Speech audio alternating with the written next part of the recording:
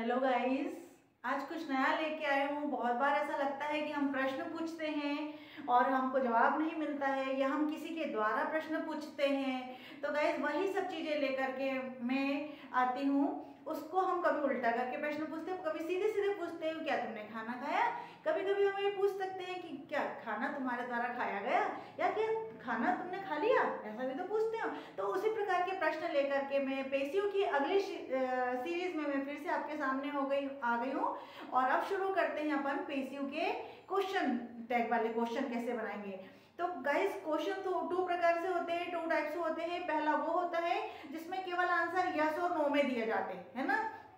दूसरा वो होता है जिसमें WH फैमिली मेंबर्स मतलब WH वर्ड्स दिए जाते हैं, क्वेश्चन वर्ड दिए जाते हैं, जैसे हु, व्हाई, व्हाट, हुम, वेयर, इस प्रकार के दिए जाते हैं। तो पेशिव में भी ऑब्वियसली बनेंगे ही बनेंगे। जब हमने पेशिव पढ़ा तो पेशिव में क्वेश्चन भी तो बनते होंगे। तो आज उसी की सीरीज के लिए मैं आज आपके सामने ये वीडियो लेके आई हूँ। लेकिन आज गाइस हम ये पढ़ेंगे कि यस और नो वाले ज्यादा प्रश्न लेके आएंगे।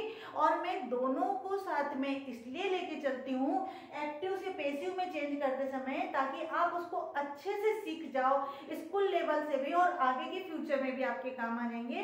तो एक्टिव से गाइस पेशिव में हम कैसे ट्रांसलेट करते हैं ये भी हम उसको देख लेंगे, ठीक है ना।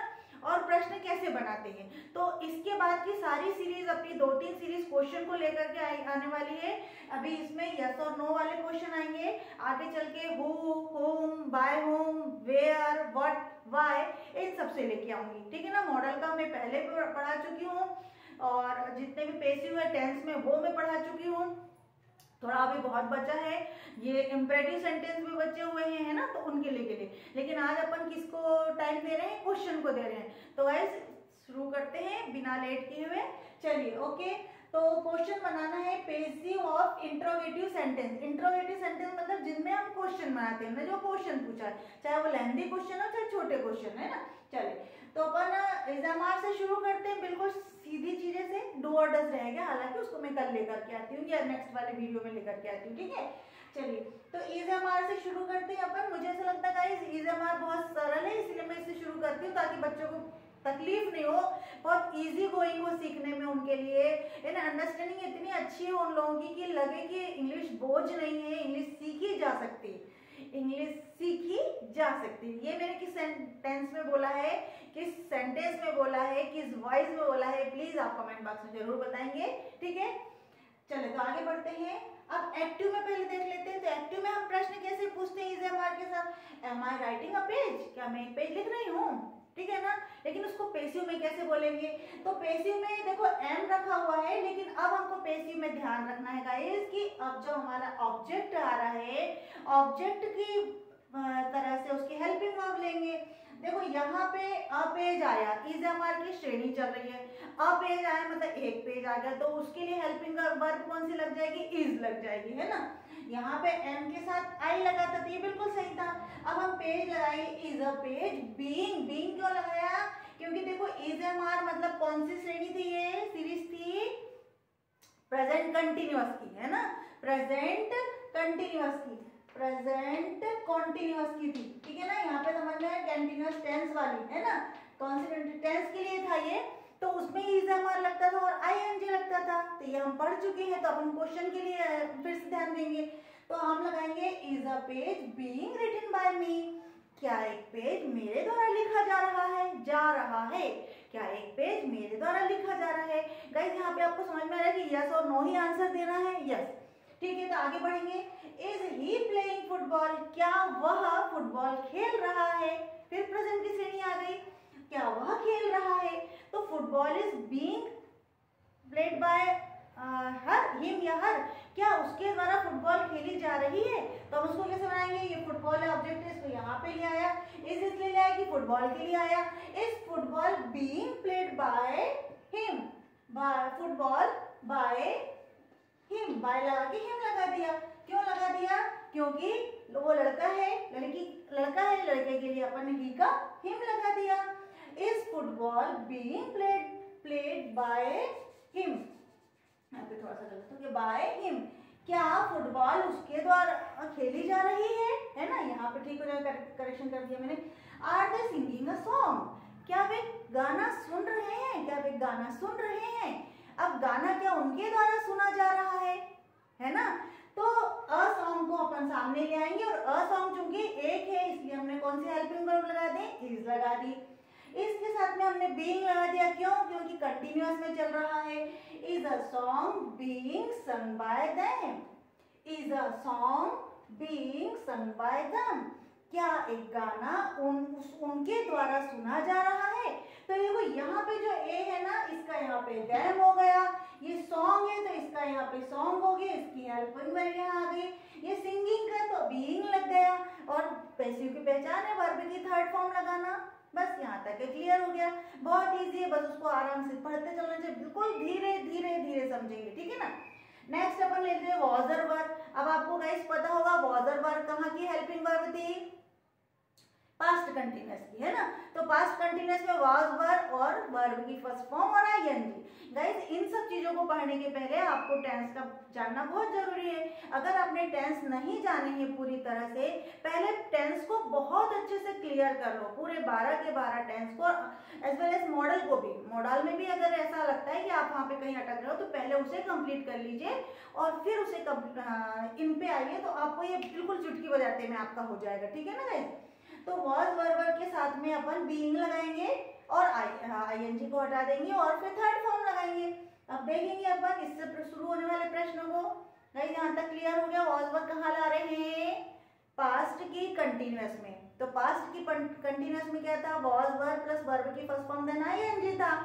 तो अब हम यहाँ पे आईएनजी की जगह क्या लगाएंगे, बीइंग लगा देंगे जैसे हमने यहाँ लगाया है, और वॉज वर्ब लगा देंगे वही सिंगुलर के साथ वॉज और प्लूरल के साथ वर्ब। तो यहाँ पे देखेंगे was she cooking food, she कौन है, सिंगुलर है, तो क्या वह खाना बना रही थी, यस और नो में आंसर देना है। फिर साथ में देखो क्वेश्चन टैग लगाया हुआ है, तो वो खाना बना रही थी, तो जब खाना उसके द्वारा बनाया जा रहा था क्या, ऐसे भी तो हो सकता है ना। तो देखो ये वाला फूड है, ये फूड आ जाएगा आपका सब्जेक्टिव फॉर्म में, और जो फूड क्या है, सिंगुलर है, तो सिंगुलर है इसलिए उसके क्या लगा दिया अपन, वॉज लगा दिया। Was food being cooked bye her, Was food being cooked by her, क्या खाना उसके द्वारा बनाया जा रहा था, ठीक है ना। चलिए आगे बढ़ेंगे। अब देखो वर दे वॉचिंग मूविंग, दे कौन है, प्लूरल है, प्लूरल की हेल्पिंग वर्ब कौन सी लगेगी, पास्ट में कंटिन्यूअस में वर लगेगी, तो वर लगा दिया, दे लगा दिया। वर दे वॉचिंग मूवी, क्या वे मूवी देख रहे थे, तो अब इसको हटा देंगे और यहाँ पे क्या लगाएंगे, बीइंग लगा देंगे और वॉज लगा देंगे वर्ब की थर्ड फॉर्म के चक्कर में। वॉज क्यों लगाएंगे, मूवी एक मूवी है, was movie being watched bye them, bye them they का क्या हो गया, देम हो गया, उनके द्वारा देखी जा रही थी। फिर वॉज आई वॉशिंग क्लोथ्स, क्या मैं कपड़े धो रही थी, कपड़े मेरे द्वारा धोए जा रहे थे, ये भी प्रश्न बन गया है ना, लेकिन ये पेसिव में बन गया। पेसिव में कन्वर्ट करने के लिए क्या करना हमने, क्लॉथ्स कितने हैं हमारे पास, बहुत सारे हैं, क्लॉथ एक तो होता नहीं ना, बहुत सारे होते हैं। Were clothes being washed by her, क्या कपड़े उसके द्वारा धोए जा रहे हैं। गाइस इन दोनों को कंपैरिजन में इसलिए कर रही हूँ कि आप समझ सको क्या सब्जेक्ट है, क्या ऑब्जेक्ट है, क्या आईएनजी है, क्या बीइंग है, क्या वर्ब की फर्स्ट फॉर्म है, क्या वर्ब की थर्ड फॉर्म है। आपने देखा होगा इसमें कहीं पे भी अपन ने वर्ब की थर्ड फॉर्म नहीं लगाई है, केवल अपन पेसिव में ही वर्ब की थर्ड फॉर्म लगा रहे हैं ना। एक जगह यहाँ पे आएगा परफेक्ट टेंस में, वहां पे मैं बता दूंगी एक बार में, ठीक है ना। चलिए आगे बढ़े क्या, ठीक है। वर यू ऑफरिंग प्रेयर, क्या तुम, वहां पे तुम के लिए साथ तो अपन वर ही लेते हैं, आर और वर ही लेते हैं ना, तो आर प्रेजेंट के लिए और वर पास्ट के लिए। तो वर यू ऑफरिंग प्रेयर, क्या तुम प्रेयर कर रहे थे, प्रार्थना कर रहे थे, पूजा कर रहे थे, बिल्कुल कर रहे थे। तो प्रेयर कैसी है, एक प्रेयर हुई, तो वॉज प्रेयर बीइंग, यहाँ पे ऐसी एक ही प्रेयर की बात करें, वॉज प्रेयर बीइंग ऑफर्ड, क्या प्रेयर की जा रही थी आपके द्वारा, क्या तुम्हारे द्वारा प्रार्थना की जा रही थी, पूजा की जा रही थी, ये भी हो सकता है ना, ठीक है। यहाँ तक ये क्लियर हुआ गाइस, बहुत स्लो चलिए, लेकिन गाइस इसी तरह से पढ़ते पढ़ते धीरे धीरे प्रैक्टिस होके, और गाइस इसको फिर आप कवर कर लेना। इसलिए मैं इस तरह का पैटर्न लेके आ रही हूँ कि जब आपको प्रैक्टिस करनी हो, आपके पास कोई सेंटेंस नहीं है, ज्यादा शुरू में कोई सेंटेंस नहीं बना पाते, तो इसको कवर कर लेना और इससे फिर इसको ट्रांसलेट करना और फिर इससे चेक कर लेना, तो ये बहुत ईजी हो जाएगा। चलिए आगे बढ़ेंगे।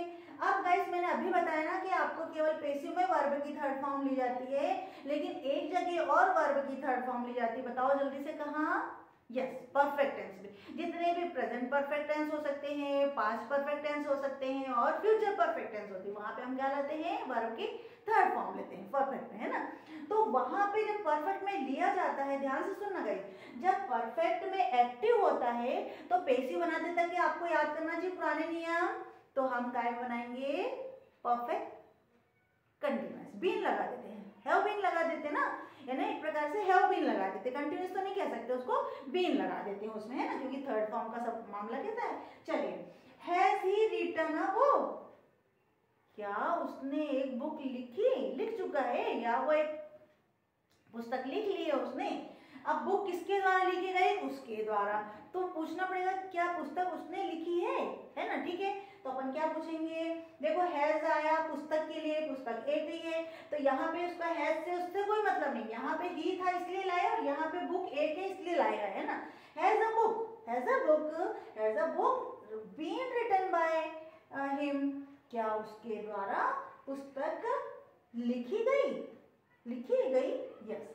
हैव दे वॉश्ड क्लॉथ्स, क्या वो कपड़े धो लिए उसने, क्या वो कपड़े धो चुकी है, या वो उन्होंने कपड़े धो चुके हैं, ठीक है। तो हैव क्लॉथ्स, यहाँ पे फिर क्लॉथ्स प्लूरल में आ गया इसलिए अपन ने हैव लगा दिया, और यहाँ पे दे क्यों लगाया था? दे प्लूरल होता ऑलरेडी, तो यहाँ पे हैव लगाया था। Have washed clothes been washed by them, क्या कपड़े उनके द्वारा धोए गए, ठीक है। चलिए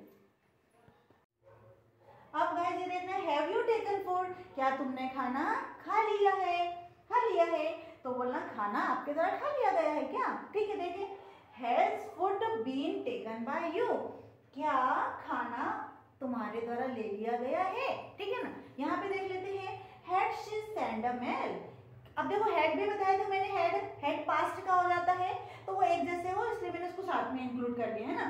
had she send a mail, यहाँ पे थर्ड फॉर्म आ गई, देखो had she send a mail.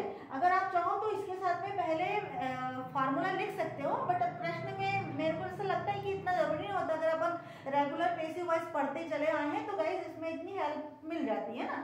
Had she send a mail, क्या वो मेल सेंड कर चुका था, पहले की बात है ना, तो यस मेल उसके द्वारा सेंड किया जा चुका था पहला, है ना, ठीक है, ऐसे डालेंगे। Had a mail been send by her, उसके द्वारा मेल क्या हो गया था? सेंड किया जा चुका था। तो गाइस यहाँ तक कि मुझे लगता है कि आपको ये बहुत अच्छे से समझ में आ चुका होगा, है ना। और आगे भी हम इस तरह से कई क्वेश्चन लेके आने वाले हैं। अभी मैं हेल्पिंग वर्ब में ही कुछ वीडियोस लेके आने वाली हूँ, और फिर मैं उसके बाद में WH मेंबर्स के साथ में why, home, why, when, where के साथ में लेके आने वाली हूँ। तो गाइस उसको जब तक ये देखते रहिए और इसकी प्रैक्टिस करिए। More you practice and more you gain. Okay, thank you for watching me.